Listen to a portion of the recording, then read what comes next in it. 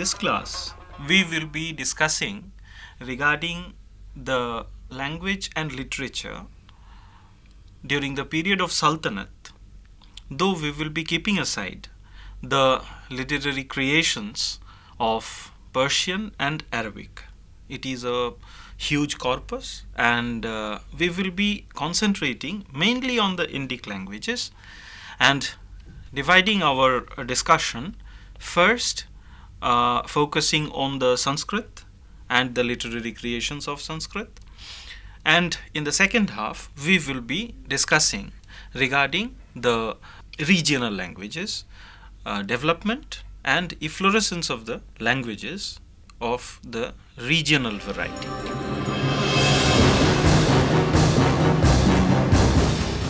Though it was no more the language of the dominating ruling class, it was no more the language of the kings, still we have a huge amount of literature being created in Sanskrit. And here we find that in contrast to the earlier period, it was Kashmir which was dominating the literary scene of Sanskrit. But in this period we find it is mainly in south and followed by Bengal and the other regions like Mithila and the western India, which dominated the literary creations of Sanskrit. The royal lineages, royal families, like in south, first the Kakatiyas, then after the demise of the Kakatiyas, the Vijayanagara Empire, they were actively promoting Sanskrit language.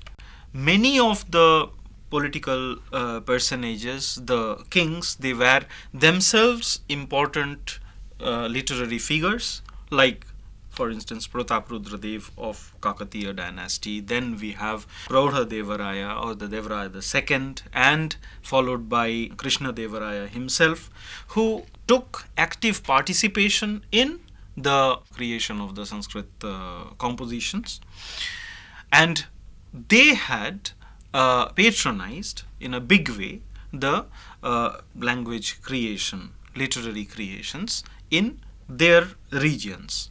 Naturally, it is South India which predominated the literary world, literary creation, eclipsing the earlier predominant position of Kashmir, followed by very important literary creations from Bengal, followed by Mithila, and then the western India. This was the overall situation of the Sanskrit literary world.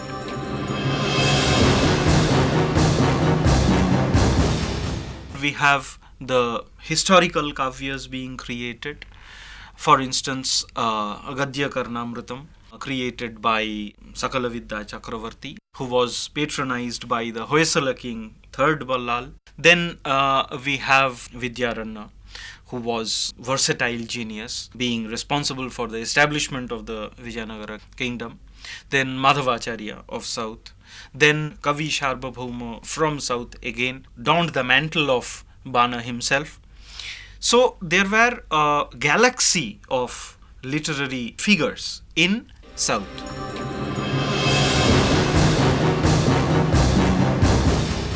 Taking a cue from the earlier Rajatarangini, we have the next phase of Rajatarangini being created in the period of Jainul Abidin, who was ruling in Kashmir in the 15th century. We have creations of the second Rajatarangini phase. Then by Yona Raja, he couldn't complete it up to Jainul Abidin, so his disciple took up the third Rajatarangini being created, and political history of Kashmir was taken up to the annexation of Akbar when he occupied Kashmir. This was taken up by a new creation which was known as Rajavali Pataka. Different places we find this Champu Kavya being created, like in Vijayanagara, the Vijayanagara king Devaraya II. We have his marriage being described in this Champu format. and there the prabandhas were also there, a huge amount of prabandhas being created. And also we find another segment, the sandesa sort of creation, where the separated lover is sending message to the heroine, or vice versa, through some messenger. This was another very important segment of the literary creations in this period. Apart from this, grammatical works were continued, though mainly keeping Panini as their model. And a huge literature was being created as the commentaries on Dharma Shastra and the legal texts. And here Bengal was taking the lead. In the case of Mithila, it is Chandeshwar who wrote the Vivada Ratnakara, and along with Vivada Chintamani being created by Vachashpati Mishra, this Vivada Chintamani and Vivada Ratnakar, this was considered to be the finest exposition of the legal texts in Mithila. In Bengal also, we find that apart from Jimudbahan, actually he was the predecessor, there were other two of the triumvirate who dominated the legal literature, and there Shulapani and Raghunandan were of this period. And it is said that Raghunandan, he was a contemporary of Chaitanya Dev himself. He was so proficient in the Sriti Shastras that he was renamed as Smarta Bhattacharya, or just Smarta. And he wrote a finest exposition, finest commentary on Daibhag. Taking all these things, we can say that though Sanskrit was no more the language of the ruler, barring a few places, South became the major focus of the Sanskrit literary creations. But apart from this, we also should keep in mind that within Delhi, we have the famous Palambauli inscription, which was inscribed during the period of Balban. So Sanskrit inscriptions were being created even within the Delhi Sultanate itself. Apart from this, all over India, we find important literary creations being created in the Sanskrit language and literature.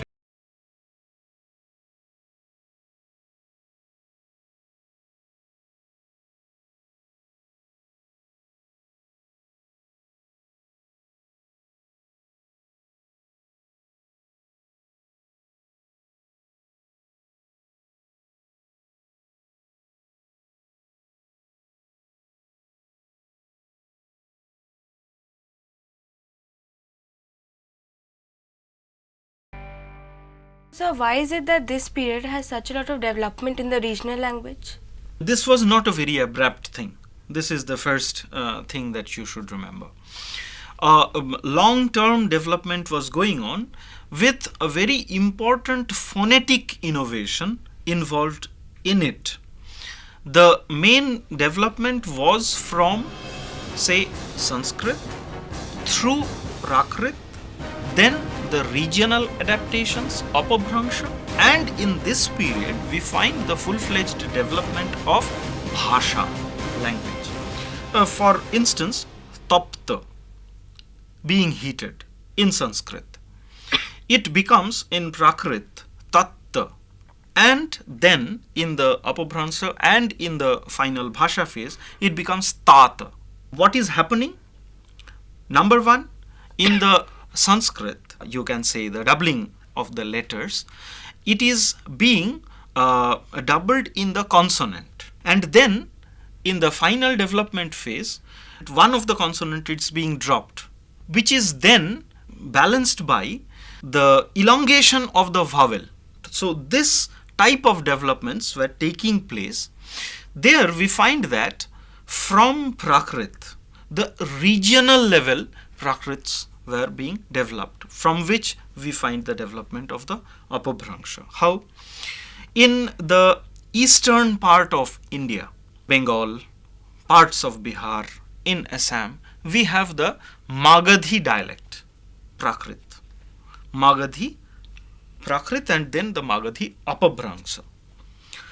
In the central part, we have the Ardha Magadhi adaptation, Prakrit. In the northern part, it is Khasa in the Himalayan territory. In the Maharashtra, it is the Maharashtrian type of Prakrit and then the Apabhransa thing. In western UP region, we have Shaurasheni dialect, which was being continued. From this, we have the development of Chhattisgarhi, Awadhi, to some extent the Kanauji dialect also developed. So, we have in this period the development, efflorescence of the language. What are the developments that we find? The phonetic development and the linguistic development that I have just given you the very brief idea. The other factors are, in this period we find the development of bhakti.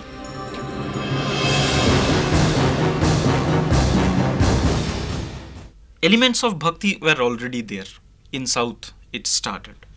But in this period, that is from the 11th century onwards, we find that the development of bhakti slowly penetrating the different parts of northern India. And in this period, from 13th, 14th century onwards, we find this development of bhakti being reflected in language. For instance, Bhojpuri, which was a distinct language in this period, we have the creations of Kabir, some of his creations, which we find in the composition known as Bijak, which means seeds of his thought. There, the earliest stratum comprises of Bhojpuri creations. Later, it becomes a kind of composite language where Awadhi, Shaurasheni, they are also being mixed and a composite language comes up. What is his message? He is denigrating the Brahminic religion and trying to democratize the whole religion, where there will be no intermediary between the god and the follower. Not only that, this message of unbounded love, this was being preached in the local language. And we have literary creations then taking place in these languages. So, religious movement also helped in the development of the regional languages. There are innumerable number of instances. I will give you some of the instance or examples. In the particular region of Vrindavan and Mathura, there, from the inspiration derived from Telugu Brahmin, Vallabhacharya, who lauded Krishna and his dalliances in and around Vrindavan and Mathura, a group of poets started their literary creations, and the best exponent is Suradas and his Sur Saravali. This gives a distinct shape to the regional language. In this manner, we find that the religious movement helping the development of regional languages. Another very important example is the case of Nanak. He was from the eastern Punjab region, where a distinct dialect had already developed. When he was narrating his ideas based on ideas which is akin to the ideas being preached by Kabir, he was taking the help of the local language. And there his biography and the writings, which we know as the Adi Granth, which was composed later in the 17th century under the leadership of Guru Arjan. This shows a distinct stage in the development of the language in this region. In Bengal, the language was developing from, say, 11th century onwards. The earliest strata we find in the writings of some Buddhist monks who had a distinct idea different from the earlier Buddhist monks, which is generally known as the easier vehicle, Sahaj Yana. There they were creating the Charyapad it is in a kind of opaque language they were preaching their ideas. After that, in this period, in the 13th century, we find development taking distinct shape. Number one, Chaitanya emerges as a very important personage, and his ideas, his movement, this was creating ripples. So when Chaitanya came up, the reverberations of his movement, he was a magnetic personality, not only in Bengal, but it had serious repercussions in Odisha also. This had effects on literary creations, even in aspects of grammatical compositions also. Appearance of Chaitanya had some impact.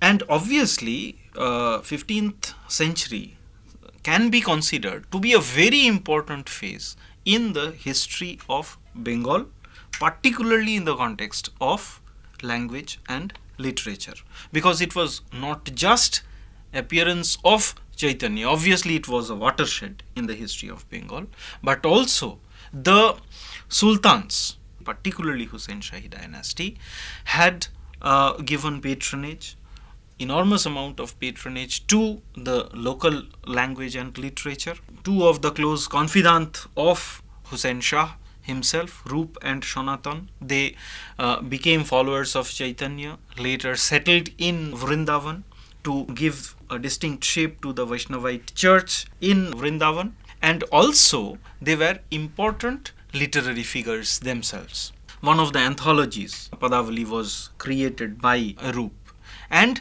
they had their own ideas about grammatical compositions as well as the philosophical compositions. So, from these aspects, 15th century can be considered to be a very important phase in the history of Bengal's literature. Not only this, just before this, but continued till the late 17th century, we have Mangal Kavyas, be it the story of Behula or Lakshmandar, who was afflicted by the snake goddess Manasha, and the death-defying love towards her husband of Behula, which ultimately brings him back to life. This has been narrated in the context of Manasha Mangal. Then we have Chandi Mangal. Then we have Dharma Mangal. With these kind of literatures, the autochthonous deities, gods and goddesses, they were being incorporated within the Brahminical pantheon, and obviously this had repercussions in the context of language and literature. Not only this, lyrical compositions, say for instance you are familiar with the name of Chandidas. There was one Bodu Chandidas or Ananta Bodu Chandidas who composed the Sri Krishna Kirtan. Then there were Dija Chandidas and Dina Chandidas who composed which poem, that is a matter of debate. But this is true that the lyrical quality of the compositions, it was no doubt, or it brought Bengali language to its maturity. And obviously, after that, the effect of Chaitanya and his followers on the Bengali language, it had tremendous impact. Not only in Bengal, the same thing was happening in Odia also, which had a long tradition. From 12th century onwards, we find Madala Panji in the Jagannath temple. This can be considered to be the seed of the development of language. But when Chaitanya came to Puri and stayed there for a long time, he had a group of followers, friends, who had tremendous impact on the development of Oriya language. So, we can say that in the northern region, northern part of India, it was an amalgamation of some phonetic developments, some linguistic developments, which was reinforced by the religious movements. Now, keeping aside north, if we go to south, already the literary traditions were to some extent well established. Tamil language, it had a long history from the earlier part of the Christian era through the Sangam literature. But in this period, we find creation of Sri Villiputturar, who translated Mahabharata in Tamil, almost same in his contribution, and can be compared with the translation of Ramayana by Kamban in the earlier period. What Kamban did to Tamil by translating Ramayana in Tamil, Sri Villiputturar, he did the same thing by translating Mahabharata in Tamil. Also, in this period, we have the creations of, for instance, Arunagiri. Through his Tirupuhal, he propitiates in front of, or this is the creation to commemorate the different achievements of Murugan or Kartikeya in the South Indian form. Then subsequently we find Kachayappa Shivacharya, who composed the Kanda Puranam, which also was for Murugan. With all these compositions, the development of Tamil was going on. In the context of Telugu, we find again Naranappa translating Mahabharata. Either Mahabharata or Ramayana, translating these two pan-Indian works in the typical format of the language and the tenor of a locality, it becomes the distinct feature for the development of regional languages. Same thing is happening in Kannada also. There again a religious movement is playing a very important role. Rise of the Veerashaiva movement. This is having a tremendous impact on the development of both the Kannada language as well as in the context of Telugu language. In South, Malayalam, the word comes from Malai. Malai means hill region. Now, this language and the way of life of the hill people in the southernmost part, it becomes a distinct literary creation in the 15th century with again the translation of Ramayana and Mahabharata. With this, we find even in the southern part of India, in the peninsular India, where already there were some very distinct literary traditions and creations, there also a new language is coming up with its full trappings in this period. So, in this period can be considered to be a very important period for the development of the regional languages both in the northern India and in southern India. I will end with just a note that the development that we were tracing, it is still going on.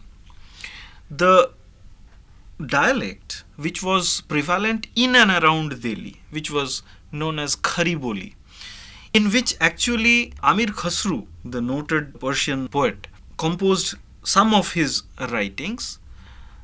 In the last 200 years, it has become a kind of hegemonic proportion, and as a result, we find that the distinct literary languages, for instance, Bhojpuri, then Maithili even, Awadhi, Kanauji, all these have come under the rubric of just a dialect of Hindi, which was not the case in our period, the period that we are discussing. In this period, in the 13th to 16th century, they all were distinct languages, but now they have just become a dialect of Hindi. So the development of language it goes on because of many factors. So with this we end. To conclude, this period that we discussed, it saw very important changes and development in the growth of regional languages.